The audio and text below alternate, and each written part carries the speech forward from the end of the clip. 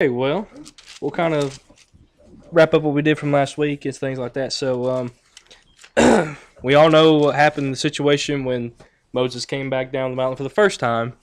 He finds his golden calf. We all know Aaron, just like, he's trying to explain, says, well, all the people gave me the gold, I threw it in the fire, and this calf came out. So, and then we started worshiping, and then here you are. And he does break the 2 stone tablets the Lord gave him the first time. So he does go back up.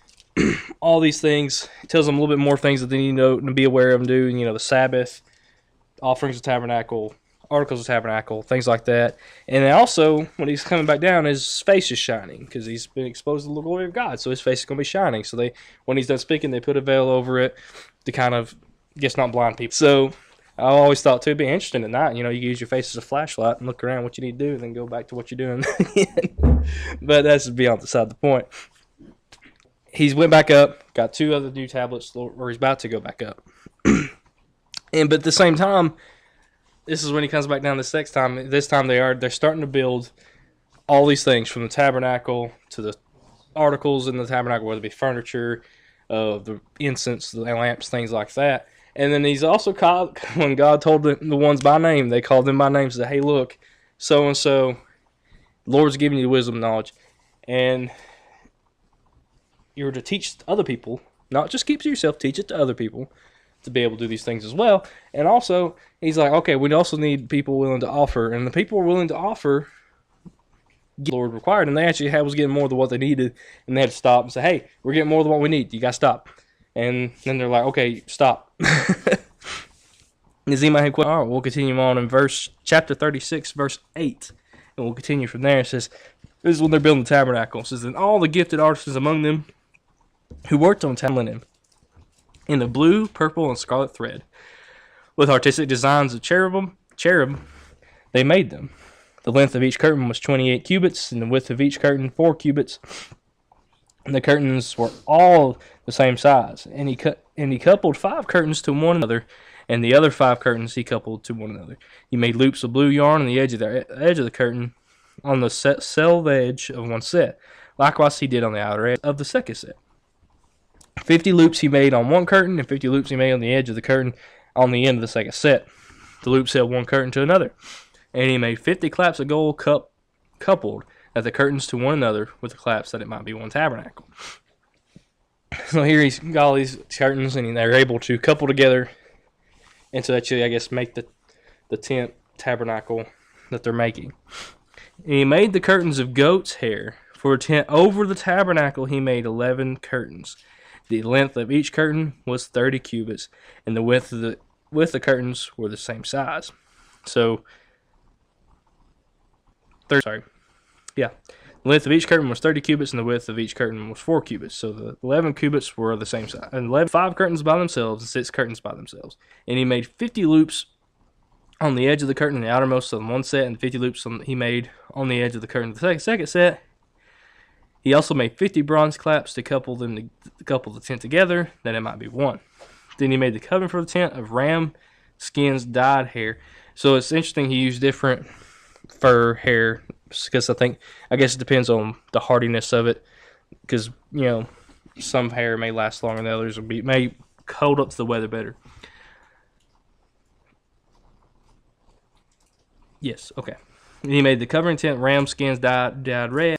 For a tabernacle, he had made boards of acacia wood, standing upright. The length of each board was 10 cubits, and the width of each board had 2 tenons for binding one another. Thus he made for all the curtains of the tabernacle. And he made boards for the tabernacle, 20 boards for the south side, 40 sockets of silver he made to go under the 20 boards, 2 sockets under each of the boards for its 2 tenons. And for the other side of the tabernacle, north side, he made 20 boards, and their 40 sockets silver, 2 sockets under each of the boards. For the west side of the tabernacle, he made 6 boards. He also made 2 boards for the 2 back corners of the tabernacle, and they were coupled at the bottom and coupled together. And at the top of the ring, thus he made both of them 8. So there are 8 boards, and their sockets 16 sockets of silver, 2 sockets under each of the wood. 5 for the boards on the side of the tabernacle, 5 bars for the boards on the other side of the tabernacle, and 5 bars for the boards of the tabernacle on the far side westward. And he made the middle bar to pass through the boards from one end to the other. He overlaid the boards with gold and made the rings of gold to be holders for the bars, and overlaid the bars with gold. And he made a veil of blue, purple, and scarlet thread and fine woven linen. It was worked with artistic design of cherubim, and he made for it 4 pillars of acacia wood and overlaid them with gold, and the hooks of gold, and he cast 4 sockets of silver for them. And he also blue, purple, scarlet thread and fine woven linen made by a weaver, and its 5 pillars with their hooks, and overlaid their capitals and their rings with gold. So here he's making the boards, he's making the curtains, more or less making the tabernacle itself to be ready so they could put it up. Now they're making, then Bezalel made the ark of acacia wood. 2.5 cubits was its length, and the cubit and a cubit and a half its height. He overlaid it with pure gold inside and outside, and made a molding of gold all around it. And he of gold to be set in the 4 corners, 2 rings on one side and 2 rings on the other side of it. And he made poles of acacia wood and overlaid them into the rings inside the ark to bear the ark. He also made the mercy seat of pure gold, 2.5 cubits, and a cubit and a half was its width. And he made 2 cherub of beaten gold, and he made them one piece at the end at the 2 ends of the mercy seat on this side, and the other cherub on the other end on that side. And he made the cherub at the 2 ends for one piece with the mercy seat. With their wings, they faced one another. Turn the page. The faces of the cherub were toward the mercy seat. So on top of it, I think we've all seen like an illustration of the ark. Of course, the lid, 2 cherubs on both sides, and the mercy seat sitting in the middle. And usually it shows them like touching their wings, but have we really seen what the ark is? No, we haven't. We just got the description, and so we'll base it off that description. He made a table of acacia wood, 2 cubits was length, and the cubit. Okay, this is where he's making the table for the showbread. He made the table of acacia wood, 2 cubits was length, and a cubit was width, and a cubit and a half its height. And he overlaid it with pure gold, and made a molding of gold around it. Also, he made a frame of hand breadth all around it, and made a molding of gold for the frame all around it. And he cast for it 4 rings of gold, and he put the rings on the 4 corners that were at its legs, and the rings were close to the frame as holders for the poles to bear the table. And he made the poles of acacia wood to bear the table, and overlaid them with gold. He made of pure gold the utensils which were on the table, its dishes, its cups, its bowls, and its pitchers for pouring. So usually when they put these rings, if anything that's going to be carried, they put the rings on it. So this table is going to be carried along with all these other things. So if you see anything that says the 4 rings is put on it, close to it, it's going to be designed to be carried with the poles running on both sides with the 4 men carrying it. Alright, and then they're making the golden lampstand. So all this is going to be talking about making everything, so we'll be making stuff for a while. So he also made lampstand pure gold, and hammered work. He made a lampstand. Its shafts, its branches, its bowls, its ornament knobs, and its flowers were the same piece. And the 6 branches came out of its sides. 3 branches of lampstand out on one side, and 3 branches of lampstand out the other side. And there were 3 bowls made like almond blossoms on one branch, with the ornamental knob made like almond blossoms on the other branch, with the ornamental knob and a flower. And so for the 6th branch were 4 bowls made like almond blossoms, each with the ornamental knob and flower. And there was a knob under the first 2 branches on the same side, a knob under the second 2 branches on the same, knob under the third 2 branches of the same, according to the 6 branches extending from it. Their knobs and their branches were of one piece, and all of it was one hammered pure piece of pure gold. And he made its 7 lampstands, its wick trimmers, and its trays of pure gold. Of a talent of pure gold he made it, with all its utensils. Now he's going on to the altar of incense. And he made the incense altar of acacia wood. Its length was a cubit, and its width was its height. Its horns were one piece with it, and he overlaid it with pure gold. Its top, its sides all around, and its horns. He would be all about it. He made 2 rings of gold by its 2 corners on both sides, as holders of the poles with which to bear it. And he made the poles of acacia wood and overlaid them with gold. He also made the holy anointing oil and the pure incense and sweet spices according to the work of the perfumer. So there he made the altar of incense and the incense they did it. And we also remember too, Lord made it quite clear for nobody to replicate the incenses other than what they're using it for now. Mm-hmm. This isn't a question, it's just yeah. The description of all this stuff is so precise that you could build one. Mm-hmm. Somebody had to be recording every facet of this. Mm-hmm.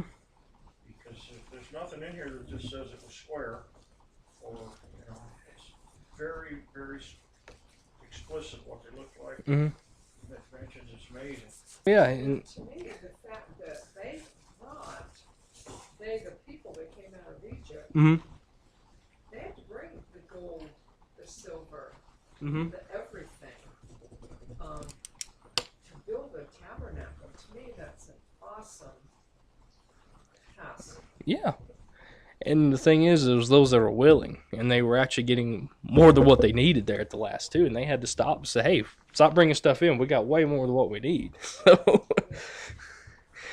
but all this stuff here, like we said, this is made from what they brought out of Egypt, or whatever they was carrying, whatever came out with them went into this, and minus what they used to make the golden calf with, but. And at the time, they didn't know they Mm-hmm. were going to be building a tabernacle.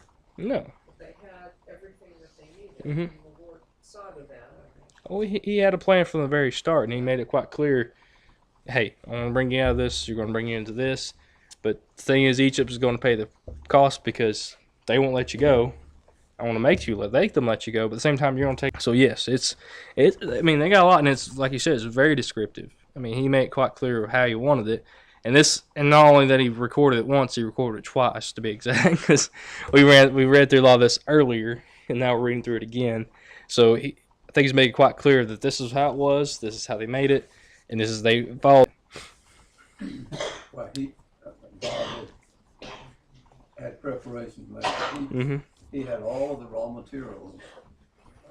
He had them to have all the raw materials to make what he wanted to be made. Mm-hmm. So he had already planned all this, of course. Mm-hmm. He knew exactly what he was going to do. Mm-hmm. Exactly. And if that came from Egypt, and we think it did because they didn't, on traveling that 40 years,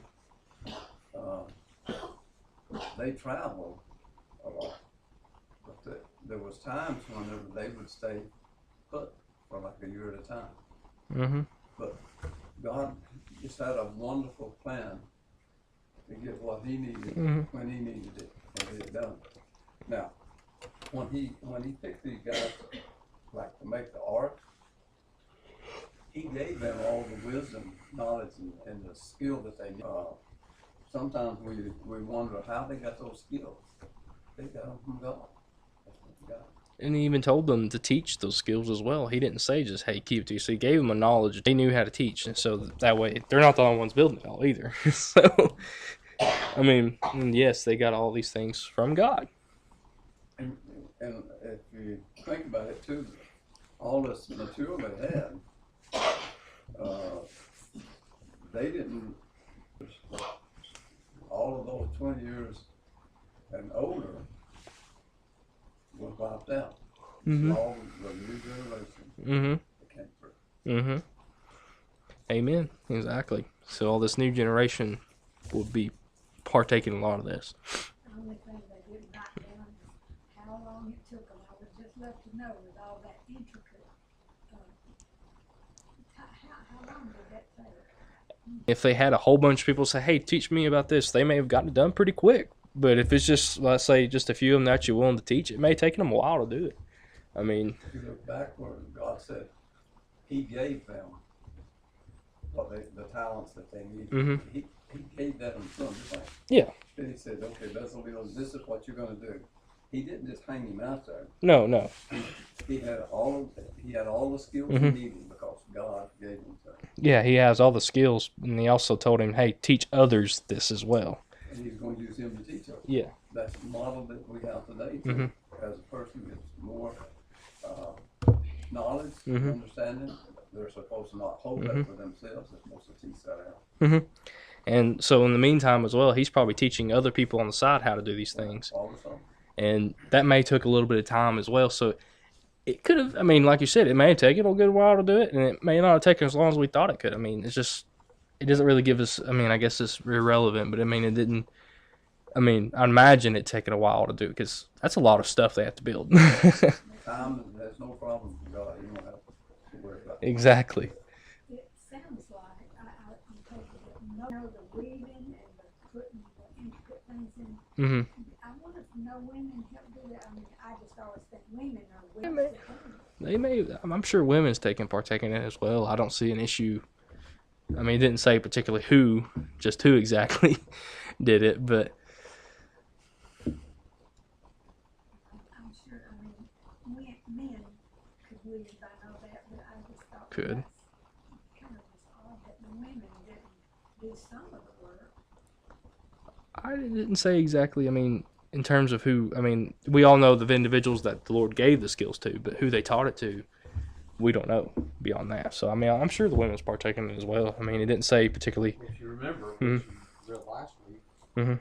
verse 29, Mm-hmm. Oh, yeah, it the did. Lord had moved them to bring material for all the work. So Yeah. women was involved in In building it. So they were involved just as well as the men were. So, yes.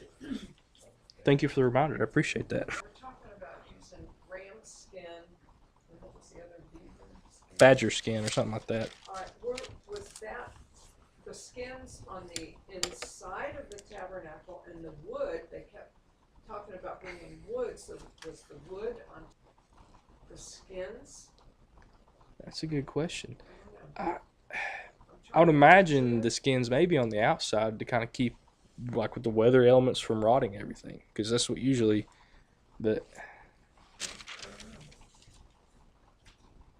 because you have a tent, because a lot of times, you know, your tents are made of hide and things like that. So I'd imagine, seems like they'd be Kept over bringing the all wood. this wood. I think it'd probably be over the wood. That way, because you can dye the skin whatever color you want to dye it into as well.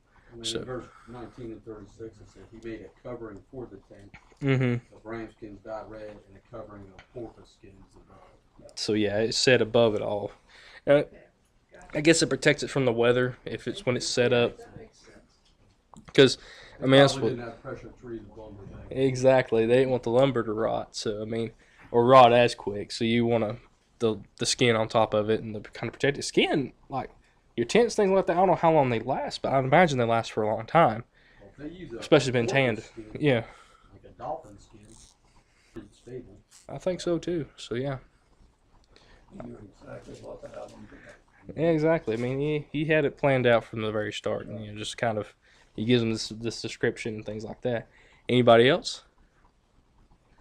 All right, we'll continue on in verse 8. It says, this is where he made the bronze laver, and he made the laver of bronze, and its base with bronze. From the bronze mirrors of the serving women who assembled at the door of the tabernacle of meeting. And then now they're making the court, because the tabernacle has this layout. You have your holies of holies with an tent. You have like the inner court, and you have like an outer court. Having this, trying to make sure my image in my head's right. Because the outer court's where you had most of the congregation, you had those, the inner court. But each court, different people could go into. So I think this is one of the courts. This is, and you made the court on the south side. The hangings of the court were 100 cubits long, and there were 20 pillars for them with 20 bronze sockets. The hooks of the pillars and their bands were silver. On the north side, the hanging were 100 cubits long, with 20 pillars and their 20 bronze sockets. The hooks of the pillars. On the west side, there were hangings of 50 cubits and the 10 pillars and their 10 sockets. The hooks of the pillars and their bands were silver. For the east side, the hangings were 50 cubits. The hangings of one side of the gate were 15 cubits long, with their 3 pillars and their of the court gate. And on the side, and that were hanging of 15 cubits, with the 3 pillars and the 3 sockets. All the were of fine woven linen. The sockets of the pillars were bronze, and the hooks of the pillars and their bands were silver, and the overlay of their capitals was silver. And all the pillars of the court had bands of silver. The screen for the gate and the court was woven of blue, purple, scarlet thread, and a fine woven linen. The length was 20 cubits, and the height along its width was 5 cubits, corresponding with the hangings of the court. And there were 4 pillars with their 4 sockets of bronze, and their hooks were silver, and the overlay of the capitals and their bands were silver. All the pegs of the tabernacle and all the court all around were bronze. Now they're getting to materials. Says this is the inventory of the tabernacle of testimony, which were accounted according to the commandment of Moses for the service of the Levites. Now remember, Levites, the ones that services the tabernacle, does everything. They're also the priests, supposed to be the priests and things like that. Comes out of them. All right. For the service of the Levites by the hand of Ithamar, son of Aaron the priest. But Bazazel, the son of Uri, the son of Ur, and the tribe of Judah, made all that the Lord had commanded Moses. And with him was Eliab, the son of Ahisamach, of the tribe of Dan, an engraver and a designer, a weaver of blue, purple, and scarlet thread that was used in all the work of the holy place. That is, the gold of the offering was 29 talents and 730 shekels, according to the shekel of the sanctuary. And the silver from those who were numbered of the congregation was 100 talents and 100 talents and 1,775 shekels, according to the shekel of the sanctuary. A bekah for each man, that is a half a shekel, according to the shekel of the sanctuary, for everyone, including the number from the 20 years old and above, for 603,550 men. And from the 100 talents of silver were cast the socket of the sanctuary and the base of the veil, 100 sockets for the 100 talents, 1 talent for each socket. And for the 1,775 shekels, he made hooks for pillars, overlaid their capitals, and made bands for them. The offering of bronze was 70 talents and 2,400 shekels. And with it he made the sockets for the doors of the tabernacle of meeting, and the bronze altar, and the bronze grating for it, and all the utensils for the altar, the sockets in the court all around, the bases of the for the court gate, all the pegs of the tabernacles and the pegs of the court all around. Now here we're going into the making the garments of the priesthood. It says, of the blue purple of the blue ministry, for ministering in the holy place, and made the holy garments for Aaron, as the Lord has commanded Moses. Now they're making the ephod. It says, he made the ephod of gold, blue, purple, scarlet thread. So they're gold, blue, purple, scarlet. And they beat the gold into thin sheets thread. So they beat the gold to, I'm assuming, very thin sheets, and they were able to cut it thread. So they were weaving gold. And of fine woven linen. Oh wait, and they beat the gold to work it in with the blue, purple, and scarlet threads, and the fine linen into artistic designs. And they made shoulder straps for it to couple it together.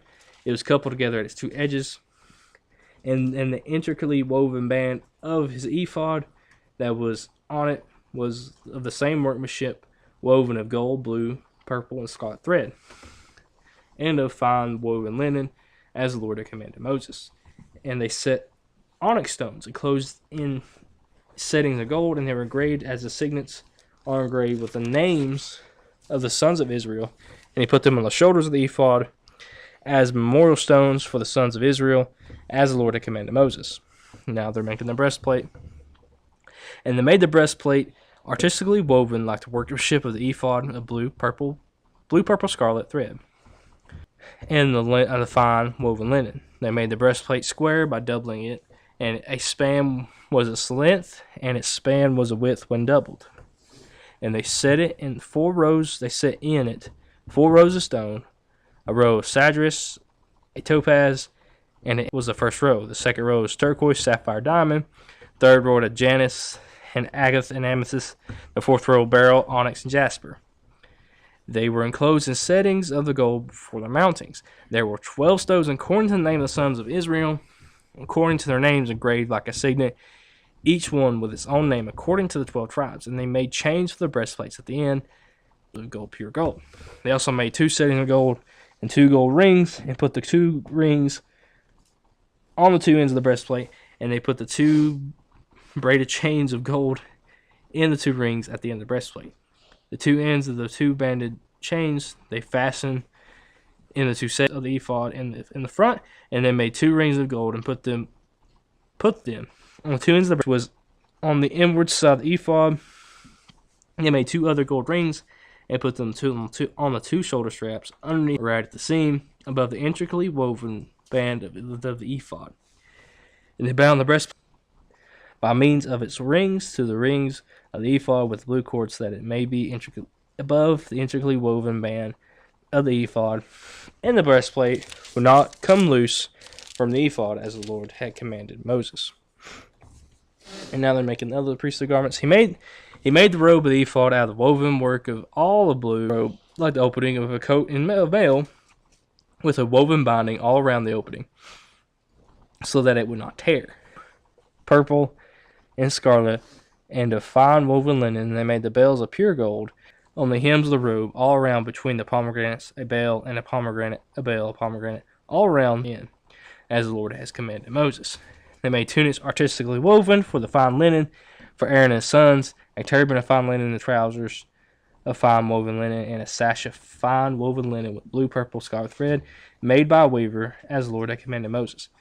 And they made the plate of the holy crown of pure gold, and wrote it on inscription like the engraving of a signet, holiness to the Lord. And they tied to it a blue cord to fasten it above the turban, and as the Lord had commanded Moses. All right.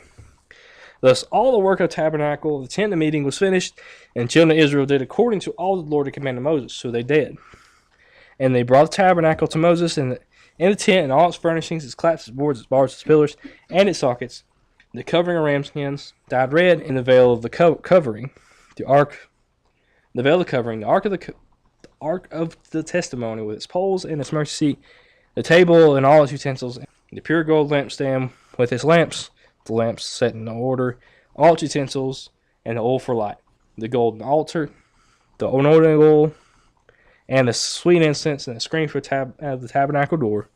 The bronze altar is great of bronze, its poles, and all its utensils, all the laver with its base, the hangings of the court, its pillars and its sockets, the screen for the court gate, its cords and its pegs, all the utensils for the service of the tabernacle for the tent of meeting, and their garments ministry to minister in the holy place, the holy garments for Aaron, the sons' garments to minister as priests, according to all the Lord had commanded Moses. So the children of Israel did all the work. And then Moses looked over all the work, and indeed they had done it, as the Lord had commanded, just as they done it, and Moses blessed them. So here, this is saying that they finished everything they were told to do. They got it. They're setting it up. Moses sees it. Says, all right, y'all did good. And, they get a blessing. But they're blessed by them. Bless them. And all of this done. Mm-hmm.